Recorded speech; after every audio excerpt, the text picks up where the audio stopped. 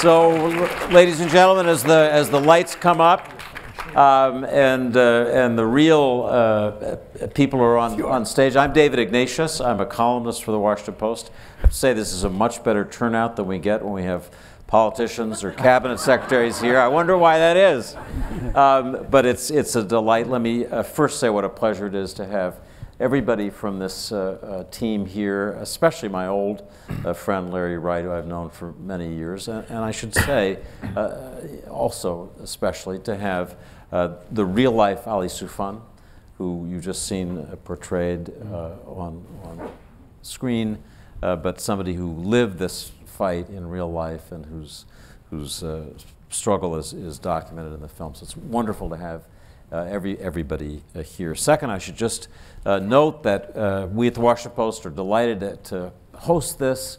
We're still journalists. We're going to let our critics review the Looming Tower. We're going to let our journalists write about the issues that are discussed here, but we're delighted to have everyone here. I want to start off with Larry, whose book, The Looming Tower, is how this began. It won a Pulitzer Prize and is an absolutely seminal work in the history we've lived through. And watching this, was haunted by a question that I think many people will be, which is if Osama bin Laden, the other side of the story that you're telling, were alive today, would he say that he ended up winning or losing the battle that he joined on that terrible day, September 11, 2001? Well, the battle isn't over, and you know, it's a mixed thing, because from his point of view, yes, right after 9/11, Al-Qaeda was scattered and in disgrace and rebuked by every country in the world, including every Muslim country, and you know, that was a nadir. And from that moment, Al-Qaeda began to reconstitute itself. It's a far larger organization today and far more sophisticated than it was before 9/11. And it's in so many countries. And it's spawned, not just Al-Qaeda, but ISIS and other groups, you know, have proliferated. So in that sense, and I think he would also take credit for polarizing America and the Muslim world. This has been his object from the very beginning. And it's striking to me how we take the bait.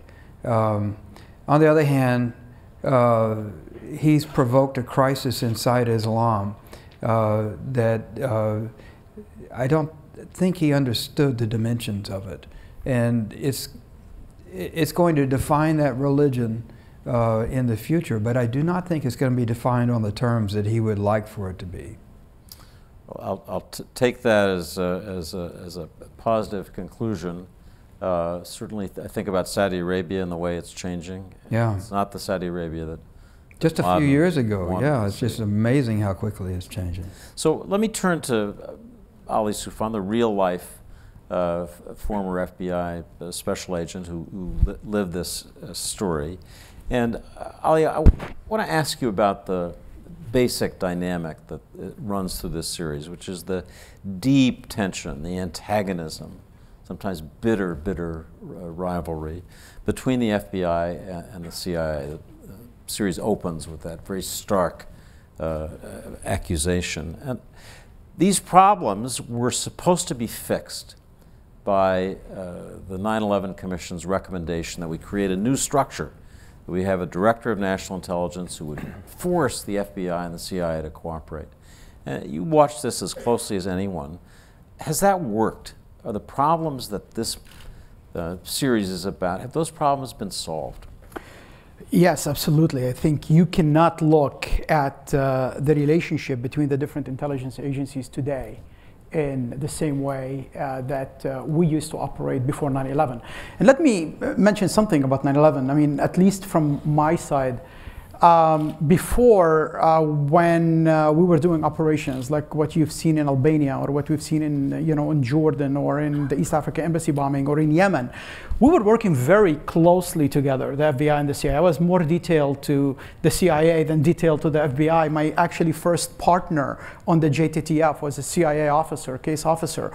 I thought everything was fine and dandy. So when we were requesting information that we want because of the Yemen investigation on the USS Cole, we thought that when people tell us we don't have it, we don't have it. And on September 12th, actually, I was handed intelligence that I've been asking for since November, and we were told not have it.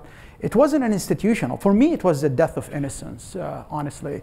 It wasn't institutional issues. It was, we thought everything was going great, but then we found out that things were not going great. So you start to have looking at everything that happened before in a totally different perspective.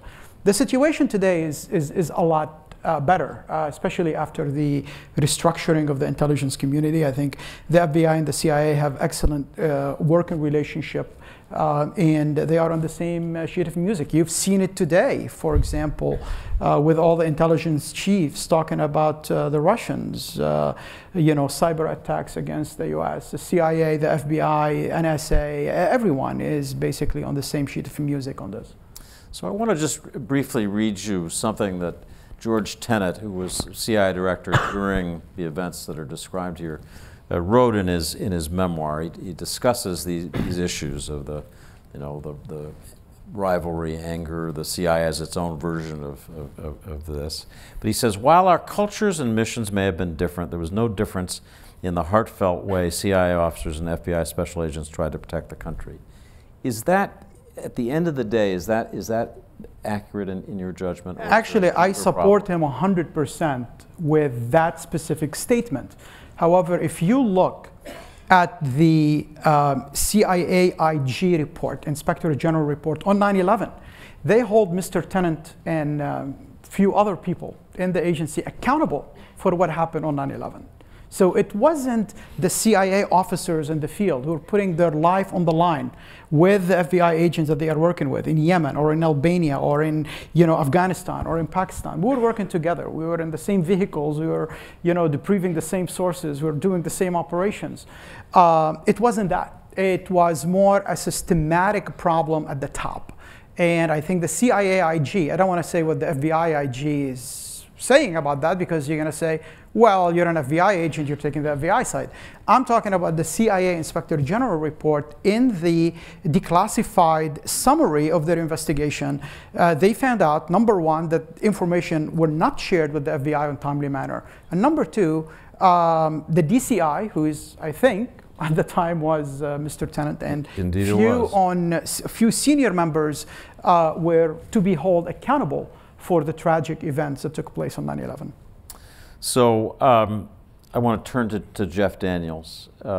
Jeff, as you've just seen, plays the person who is, in a sense, the dark hero of this story, the extraordinary FBI special agent in New York who was driven by this, but a swashbuckling. I don't need to tell the audience. You just watched Jeff play the role. I swashed a buckle or two. Yeah. So I want to read you something that appeared in the Washington Post's review of Larry's book back in 2006 about the character that you're playing. Our reviewer said, by all accounts, O'Neill was a larger-than-life figure, a Damon Runyon-esque person who J. Edgar Hoover reportedly complained dressed more like a mobster than a G-man. So my question is, how did you get your mind around playing somebody who looked like a mobster but was an FBI man and had this extraordinary, somewhat out-of-control personal life? Well, that was the reason to take it. Well, I read the first episode. That's all I read that and committed because I'd never played it before. I didn't have a clue as to how to do that. I'd never played a character like that, and I love the challenge of it. Immediately started talking to his partners, talked to Ali, talked to a bunch of his guys quite a bit, Mark Rossini, guys like that, who just went into the here's where John was great, here was where he was weak, here's where he was a complete asshole, and here's where he is a hero. I mean, you got the full spectrum from those guys, and Larry's book, and the scripts, and you're going, okay, I think I can do this. And I jumped off the cliff. And then you get, you know, Peter, Tahar, Wrenn, you get actors who bring it. And now you can pretend you're in that room with them. You really felt as real as we could possibly make it because of all the research and then all the help you have from the other actors. So it worked. I didn't have a clue what I was doing, but it worked. Do you think, Jeff, that it would have taken an SOB like John O'Neill to have stopped bin Laden? I mean, as we know, O'Neill was in the end forced out of the Bureau. But did it take someone like that to try to make this work? He certainly tried, and he went there, and he turned over tables and screamed and yelled because at the end of the day, he knew he was right. Correct? Absolutely. Yeah, and that meant if I have to be that, and probably not a political bone in his body down here in Washington, and he's slamming into the CIA and ripping on Richard Clarke, whose patience with him was almost fatherly. And yeah, yeah. I could ask you what John O'Neill would think to see the FBI being pounded in public today, but we're going to. What would he say? He would say, you couldn't print it. I don't know. You're John O'Neill. Go ahead.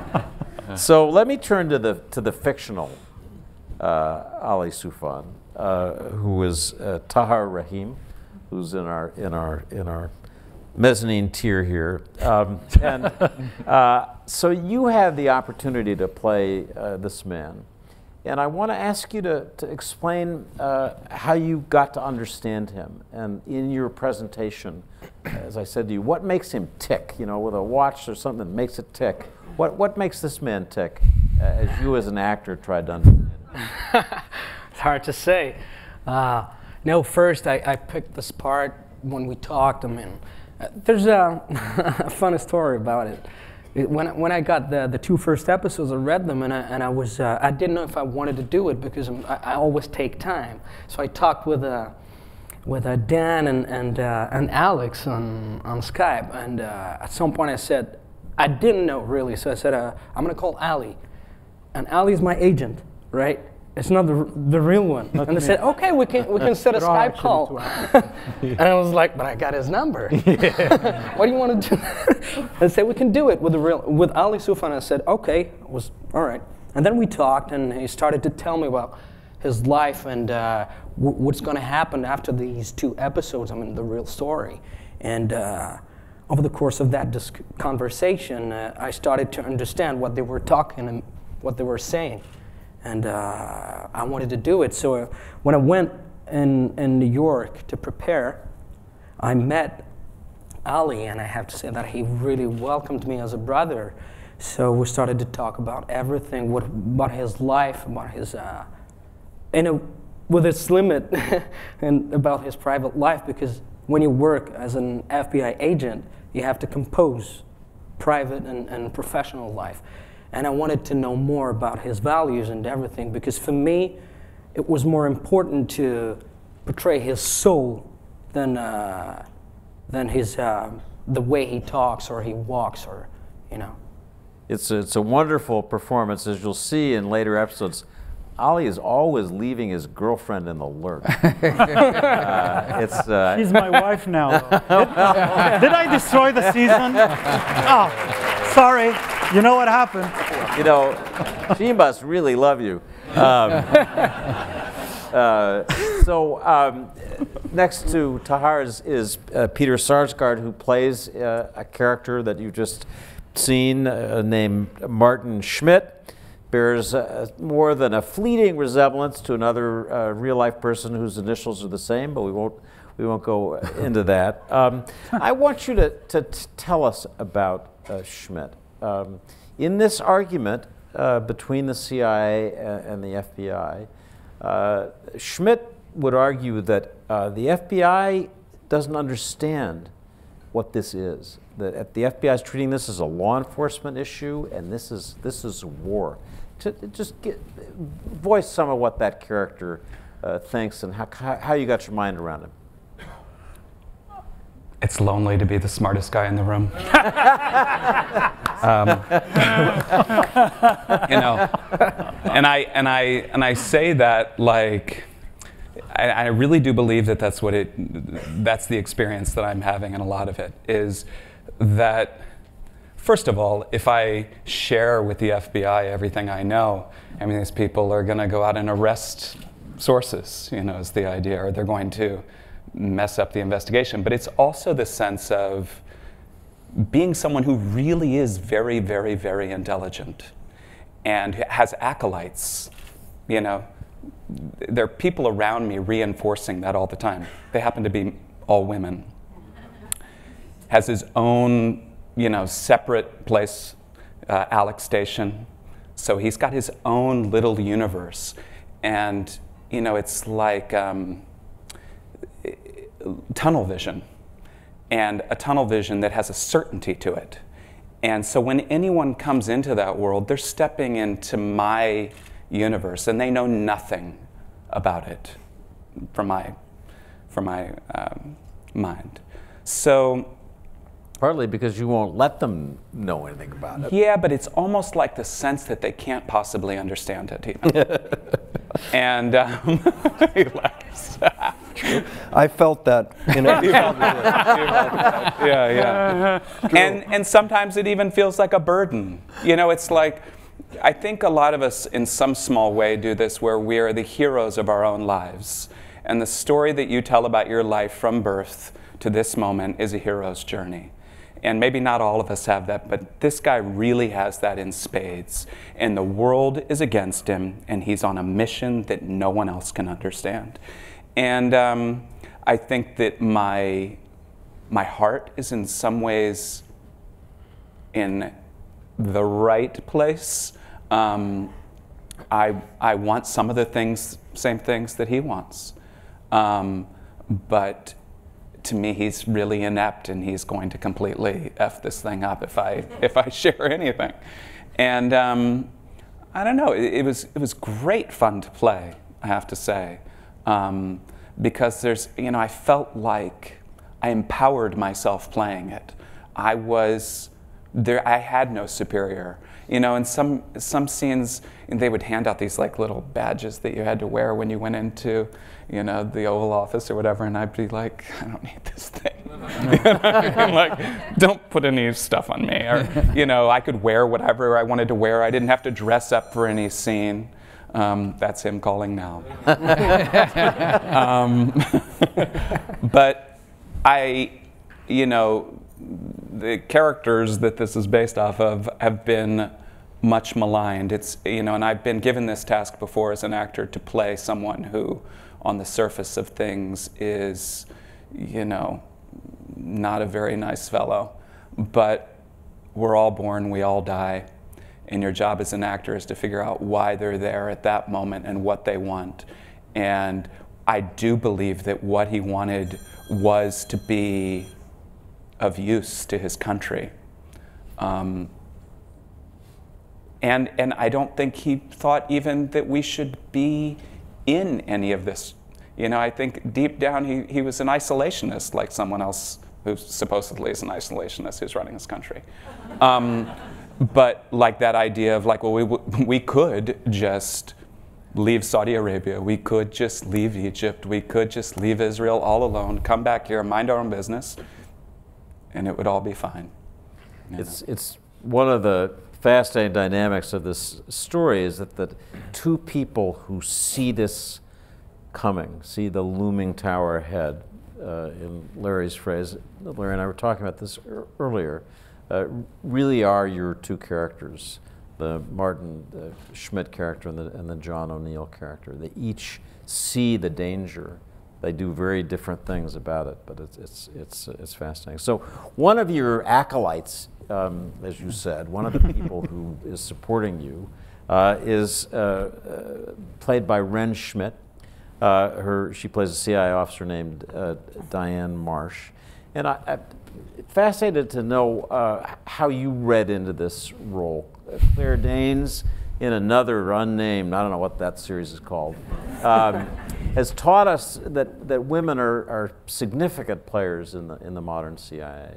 But I'm curious about how you got into that, what you learned about the way that women operate in the agency, in its very particular culture, and how you brought that into the character. Well, for me, the first place I always start is the script, because that feels like that's my roadmap.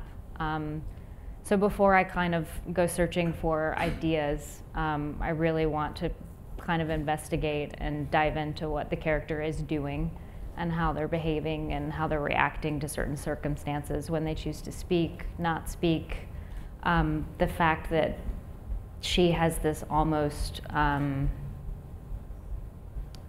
worshipful way of interacting with her boss because she sees his fearlessness, his clarity, his brilliance, and is fascinated by that, but also feels very much in sync with that. So for me, that's always the starting point. And then after that, it just felt like a headlong deep dive into research in such a way that I felt like I wouldn't feel like a fraud playing a CIA officer, which, I mean, I have to say, I think we all feel a fair amount of responsibility in telling the story and the gravity of the story. So for me, that was kind of paramount initially, was how do I learn enough to speak these words so that I can feel like I can imbue them with the weight that they are due. So that was really the beginning for me, but I don't have like a set idea of what a CIA officer should be, because I also feel like they're people doing a job, and I haven't seen Homeland, so I don't really have Claire Danes in my mind. I haven't seen Zero Dark 30, so for me it was very fresh, and it was about what makes a person in this particular environment who's female succeed. And very much have a presence, like what is that? So for me, those were all of the starting points, and at that point, I think you just jump off the cliff and you hope for magic on the day when you're in a room with other actors and that you can be open to what's happening. So it wasn't about an idea. Say just a word about your research. You said you did a deep dive, and you researched. How did you do that? Did you hang out across the river at a certain... I got some binoculars. No. So Larry's book was the starting point for me. And then I read Steve Call's book, Ghost Wars, which I felt like helped me really kind of understand what kind of led to where Afghanistan was as a country in the 90s and what US policy was towards Afghanistan at that time, what it was like to be in the CIA fighting the Soviet Union, you know, during the Cold War, et cetera, et cetera. And then I spoke with a CIA officer she was an operational officer. So for me, I really wanted to understand also what was the culture, you know, how do the two departments, or not departments, I don't feel like in some ways I still don't understand the terminology. How does the intelligence side, as far as an analyst goes, interact with the operational side? So it all kind of started there, and then it was like, okay, throw that all away now that you feel like you have like some kind of understanding, and just go back to the script and really like let go with this guy. So I want to turn finally to the two producers of this series, who with Hulu made it happen. Alex Gibney and Dan Futterman. And I want to ask each of you to just share with us what you take away from this story that you've been living with. I mean, Larry said in introducing tonight's performance that He thought this was the right time because 9/11 is receding. It's possible now for us to talk about it. It was too painful a while ago. But also there are a lot of people who don't really, who are so young they don't remember it. So Alex and then Dan, tell us what you take away from the project, what you think the lessons are.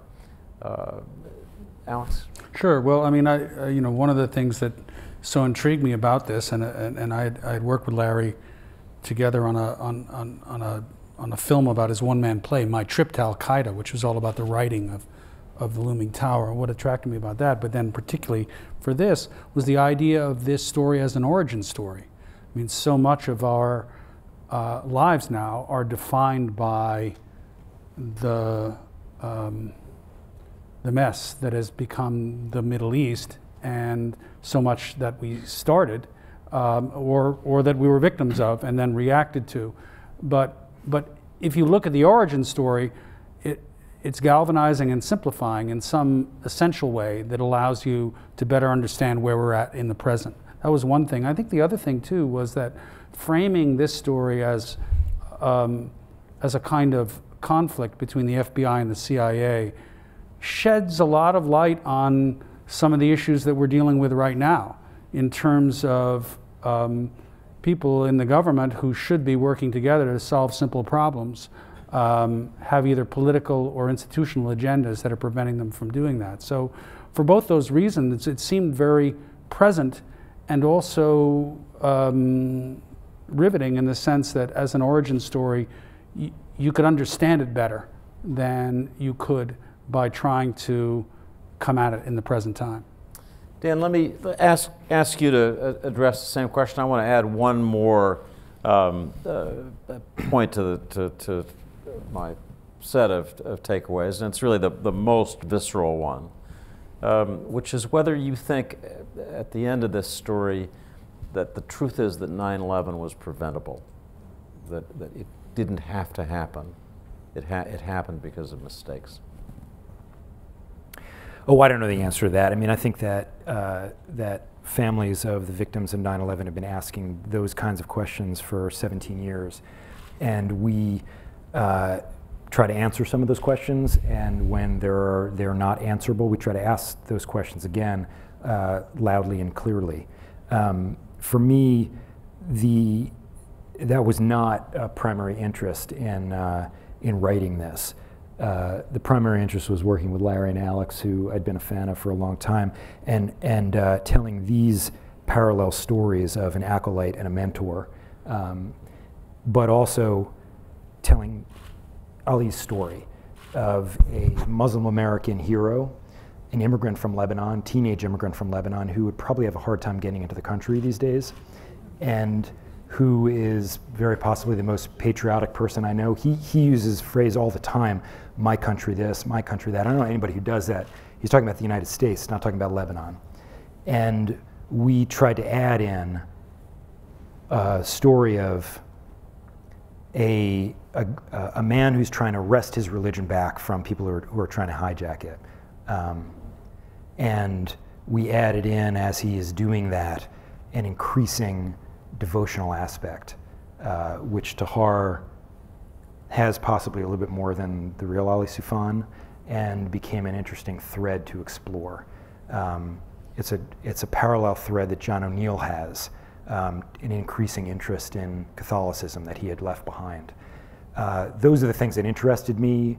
Whether those are the takeaways that people have, I don't know.